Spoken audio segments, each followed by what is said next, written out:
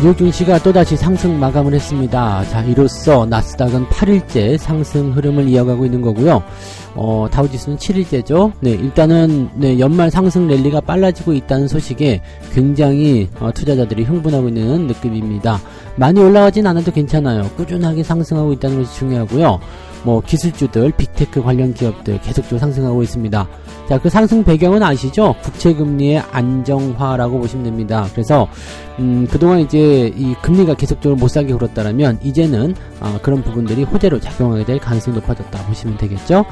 자, 여기다가 일조를 한 것이 국제유가입니다. 국제유가가 무려 4%나 급락하게 되면서 70불대로 떨어져 버렸습니다. 이것도 지금 보면은 등락이 굉장히 크게 나타나는 것 같은데요. 지지선 역할을 할 수 있었던 이 80불 수준을 밑돌게 되는 상황이 만들어지게 되면서, 자, 원인이 뭐냐? 중국의 부진 때문이다. 이런 식으로 얘기가 나오고 있습니다. 자, 이런 것들이 이제 금리 인상을 완전히 날려버리는 얘기가 되는 거죠. 자, 이 부분도 같이 알아보고요. 자, 최근에 제약 바이오 종목군들에게 호재가 나오고 있다고 합니다. 종근당 이야기가 먼저 나와야 되는 부분이겠습니다만, 기술 수출에 대한 이야기 있고요. 그 다음에 공매도 금지, 이 부분들이 이제 제약 바이오주들을 계속 짓눌렀었잖아요. 근데 이런 것들이 풀어지면서 최근에 호재가 나타나고 주가를 상승시키는 요소가 되고 있다, 이렇게 얘기가 나오고 있습니다. 자, 이런 부분들까지 같이 알아보도록 하죠.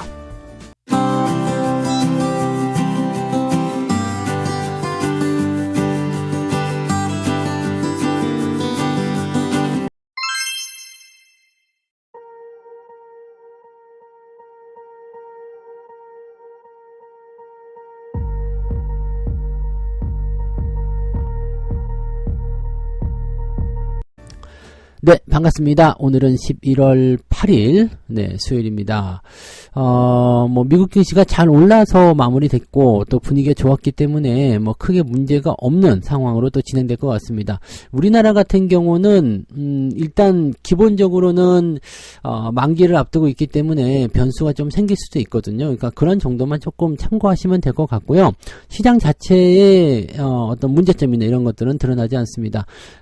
지금 전통적으로도 11월 달에 주가 상승률이 매우 높다라는 식으로 얘기가 되어 있기 때문에요. 그런 것들 생각하시면 되겠죠. 자, 다우지수와 나스닥 주가 차트 상황을 살펴보시면은요. 다우지수는 하락 출발했었어요. 그러다가 이제 오전 시점에 다 올려놓고 그 부분을 유지해 나가는 형태로 진행이 됐고요.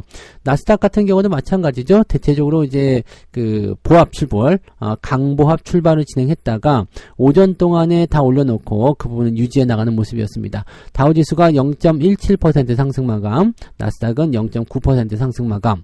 그래서 다우지수는 7일 연속 상승, 나스닥은 8일 연속 상승입니다. 재료는 간단합니다. 이것저것 들여다볼 것도 없어요. 그냥 금리에 대한 부분만 좀 잘 살펴보시면 될 것 같은데요. 재료 보시면은 미국 경제가 둔화하는 것은 물론 지난 주말 발표된 고용보고서에서 미국 노동시장이 크게 둔화하고 있다는 것이 확인됨에 따라서 금리 인상에 대한 가능성을 완전히 일축했다, 이렇게 얘기가 나오는 거죠.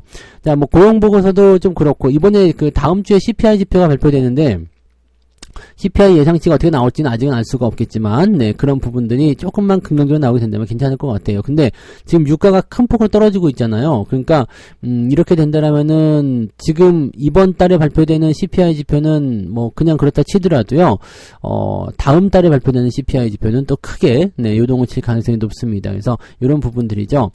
지금 제일 중요하게 보는 것이 이제 국채금리, 많이들 보시는 것 같긴 한데, 지금 10년물 국채금리 수익률이요 4.573까지 떨어졌습니다.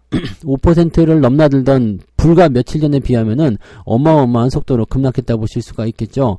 그래서 지금 10년물 국채금리가 4.5, 4.6이 채 안 된다는 얘기예요. 이렇게 되면 굉장히 안정감 있게 떨어지는 모습이라고 보시면 되겠죠. 그동안 국채금리가 계속적으로 올라가면서 부담감을 좀 줬었고요. 지금 보시면은 7, 8, 9 해가지고 미국에서 채권을 발행한단 말이에요. 국채 발행을 하게 되는데, 그럼에도 불구하고 불구하고 네, 국채 금리가 떨어졌다는 것은 괜찮은 소식이겠죠. 그래서 이런 부분들은 네, 뭐 금리에 대해서 계속 압박감을 가지고 있었기 때문에 상승세로 연결될 수 있겠는데 이게 어느 정도 이제 딱 교차점이 나올 거예요. 경기가 둔화되는 부분하고 그다음에 금리가 네, 인하되는 부분하고 이렇게 서로 이제 교차점이 나오기 시작하면 그 부분에서는 시장의 변곡점이 나타날 수가 있습니다. 근데 그 전까지는 강하게 상승할 수 있는 모습이 좀 있겠죠. 네. 자, 그다음에 유가가 크게 내렸습니다. 네, 77달러인가요? 이렇게 내려왔던가? 하여튼 70달러대로 내려왔는데 이 부분이 이제 조금 이따 또 이야기 해드려야 되겠습니다만 중국의 급격한 수출 감소 이게 문제가 좀 된다고 해요. 그래서 요 내용들이 예, 강하게 유가를 끌어내리는 모습으로 진행이 좀 됐고요. 이렇게 되면은 원재료 가격에 대한 부담감이 없어지기 때문에 긍정적인 요소들이 만들어지게 되죠. 그래서 대체적으로 이제 기술주들의 움직임들이 좋습니다. 기술주들이 금리가 내려가면서 이런 비용에 대한 부담감도 많이 줄어든 데다가요. 그 다음에 원재료 가격의 인하 가능성이 있잖아요. 그러니까 이런 부분들이 긍정적이죠. 물론 이제 경기가 좀 다운된다는 것은 장기적으로 볼 때 좀 부담스럽겠습니다만 현재 시점에서는 이 경기가 뭐 침체, 다운 이런 국면에 들어간다고 해서 당장 영향을 줄 것은 아니다라고 생각하실 수 있을 것 같아요. 이 부분들 참고하시면 좋을 것 같습니다. 그래서 뭐 시장 분위기는 뭐 괜찮죠. 뭐 반도체 종목군들 다 올라갔죠. 네, 인텔이 정부 보조금 받았다는 얘기가 있었어요. 그래서 반도체 관련주도 쭉쭉 치고 올라가는 모습이고요.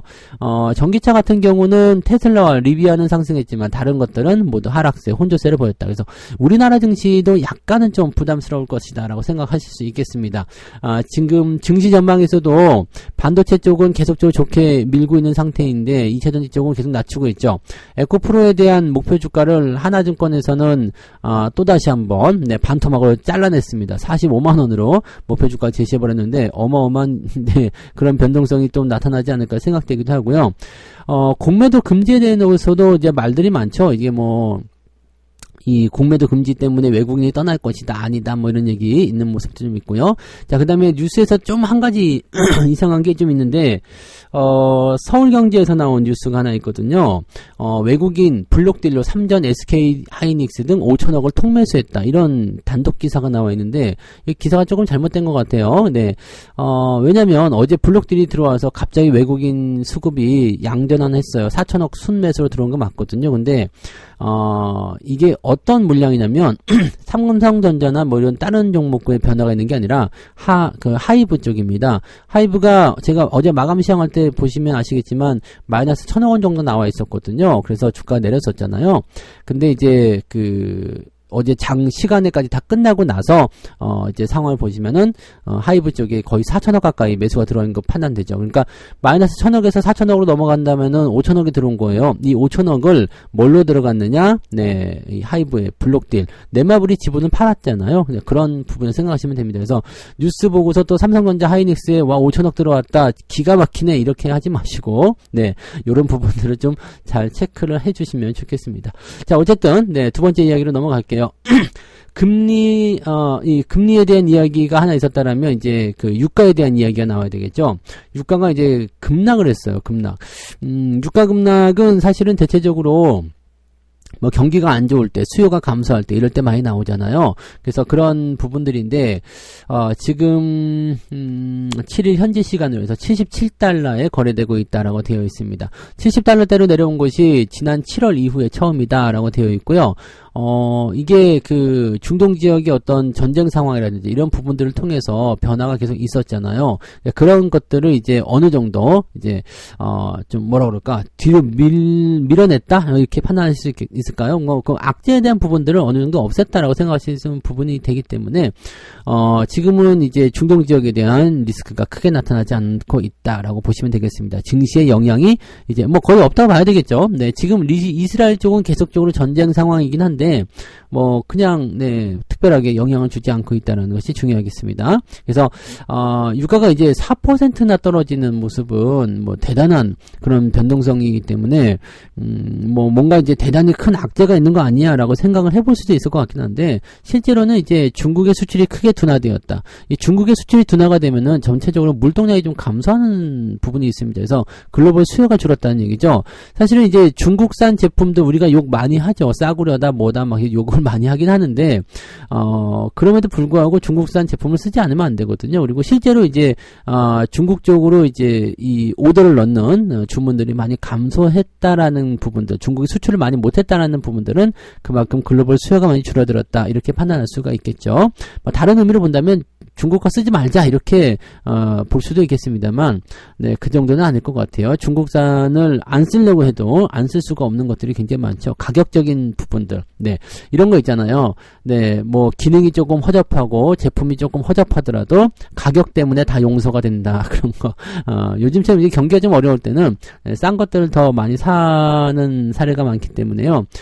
이런 부분이 좀 있고, 요즘에 또 그 중국 쪽 쇼핑몰 이런 데서는요, 그 광고제 때문에 할인을 엄청나게 많이 하거든요. 그러니까 우리나라도 뭐 그런 거 많이 있죠. 그래서 뭐 11월 달은 대체적으로 이제 그 엄청난 할인이 들어가는 그런 시기라서 지금 현재 시점에서의 어떤 수출 둔화는 조만간 개선되지 않을까 생각되긴 하는데, 아무튼 네, 중국의 어떤 부분들이 조금 네, 부담을 줬었다. 그래서 주가가 좀 내렸다라고 되어 있습니다.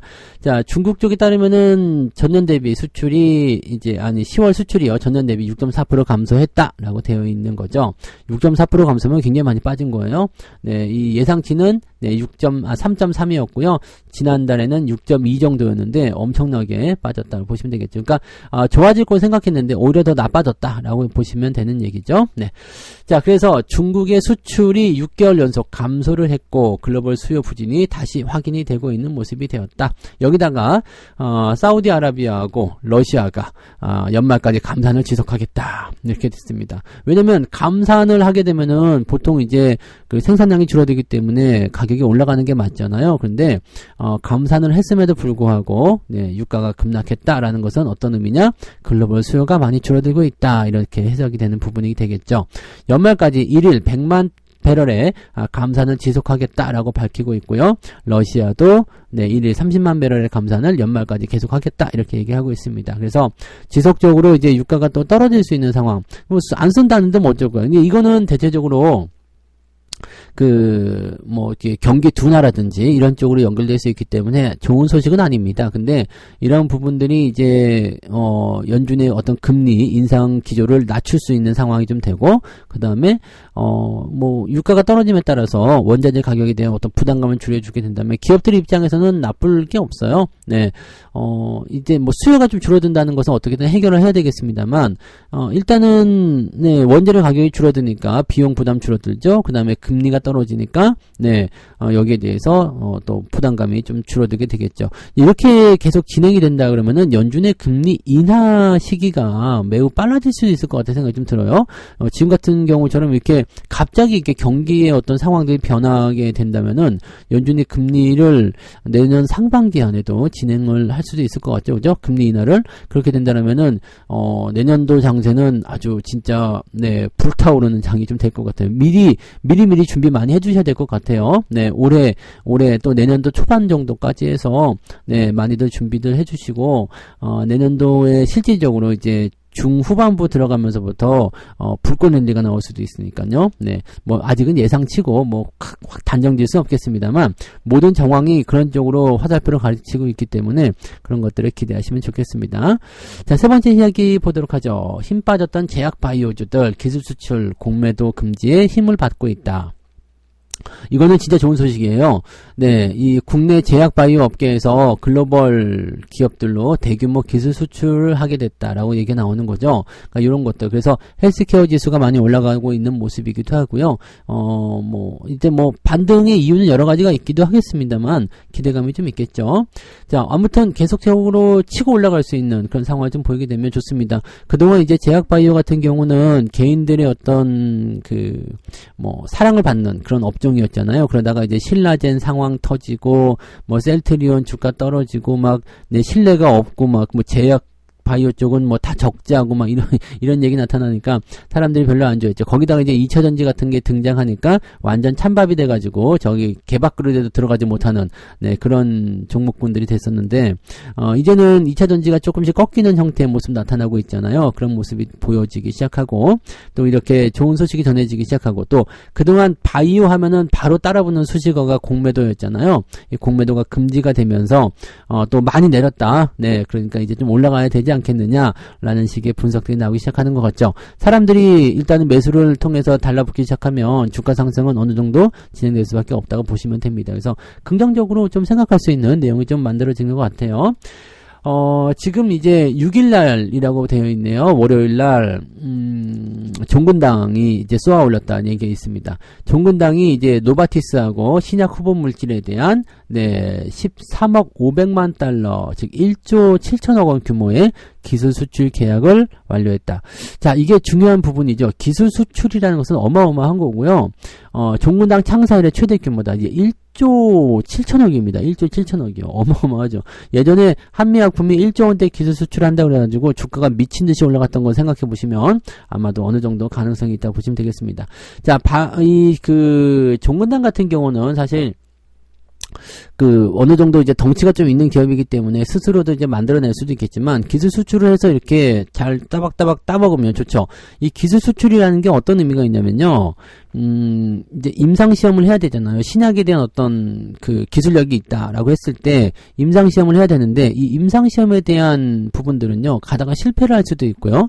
또 비용이 많이 들어요. 그러니까 이런 부분들이 이제 리스크로 작용되죠. 특히나 뭐 대기업 같은 경우가 괜찮을 수도 있겠지만 중소기업 같은 경우는 그럴 만한 능력이 많이 떨어지죠. 그래서 이런 부분들을 이제 이 글로벌 제약사들이 우리가 돈 낼게, 우리가 다 할게, 너희들이 기술만 우리한테 팔어. 그럼 기술 수출료 일단 받고요. 그 다음에 임상시험에 대한 모든 리스크는 글로벌 제약사가 지고, 그 다음에 성공하게 됐을 때 약을 만들어내죠.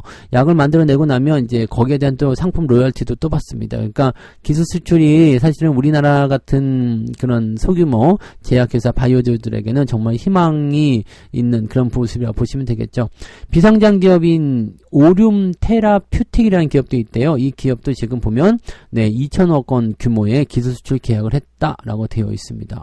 멋져요. 그래서 이런 부분들이 이제 나오기 시작하면 긍정적으로 이제 우리가 해석할 수 있는 모습이 좀 되죠. 우리나라 제약 바이오주들은 이렇게 글로벌 제약사들에게 뭐 물론 넘긴다라는 어떤 느낌으로 보면은 또 약간 부담될 수도 있겠지만 기술 수출이라는 어떤 의미로 봤을 때는 지금 현재 상황을 고려했을 때 그냥 뭐 굳이 그런 리스크를 감안하고서 혼자서 돈 많이 들어가지고 임상했다가 실패하거나 또는 유행이 지나가 버리거나 이렇게 돼버리면은 곤란할 수 있잖아요. 그러니까 기술 수출을 하게 되는 것이 어떻게 보면은 상당히 좀 합리적이면서도 긍정적인 소식이 아닐까라고 생각합니다. 여기다가 이제 공매도 금지 이야기까지 나오니까 바이오 종목군들이 빵빵 치고 넘어가는 모습, 일제히 돌아서는 모습이기 때문에 그동안 내려왔던 부분들은 어느 정도 회복은 좀 시켜주지 않을까 생각합니다. 그래서 제약 바이오주에 대한 부분들은 걔네들은 아시죠? 어차피 몇몇 기업들이 기술 수출을 했다 해가지고 업종 전체가 좋아지는 건 아닙니다. 근데 이제 돌릴 수 있는 어떤 환경들을 만들어주고 있는 모습이고, 그리고 공매도가 금지되었기 때문에 거기에 대한 부분들도 기대치를 좀 높여볼 수가 있겠죠. 그러니까 이런 식으로 생각하시면 제약 바이오 종목에서 이 일부 종목에만 해당이 되겠다라고 생각할 수 있겠습니다만, 일단 분위기라는 게 그렇죠. 제약 바이오 쪽에 좋은 분위기가 형성되면은 이런 사람들 있잖아요.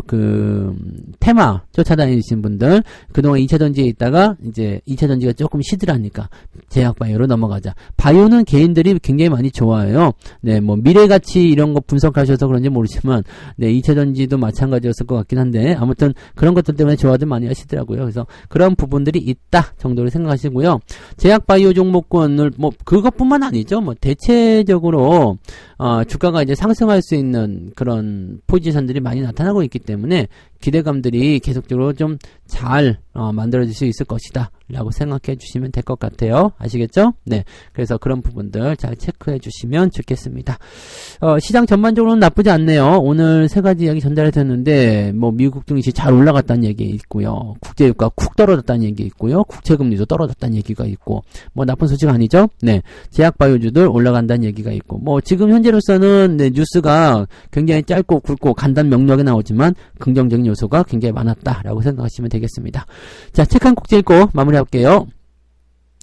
시장이 당신에게 친절할 이유가 없다. 그들이 당신에게 친절할 때는 당연하게도 당신에게서 얻을 것이 있기 때문이다. 당연한 얘기 아니겠습니까? 걔네들이 여러분들한테 친절해야 될 이유가 없잖아요.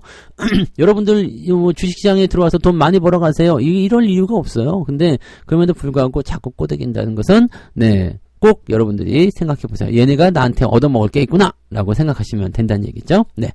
자, 어쨌든 오늘 네 분위기 좀 잘 타고요. 만기일 전이라 변동성에 대한 부분들이 조금 부담되긴 합니다만은 긍정적으로 좀 갈 수 있는 내용이 좀 나왔으면 좋겠습니다. 그리고 뭐 빈대 이야기 계속 나오던데요. 빈대 관련해 가지고 뭐 경농 이런 거 상한가 같잖아요. 기대감이 조금 네, 생기는 그런 부분도 좀 있을 수 있겠습니다. 이런 것들도 한번 보자고요. 네.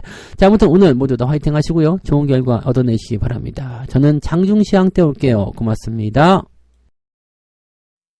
본 방송에서 제공되는 모든 정보는 투자 판단의 참고 자료이며 투자의 최종 책임은 본 방송을 이용하는 본인에게 있습니다.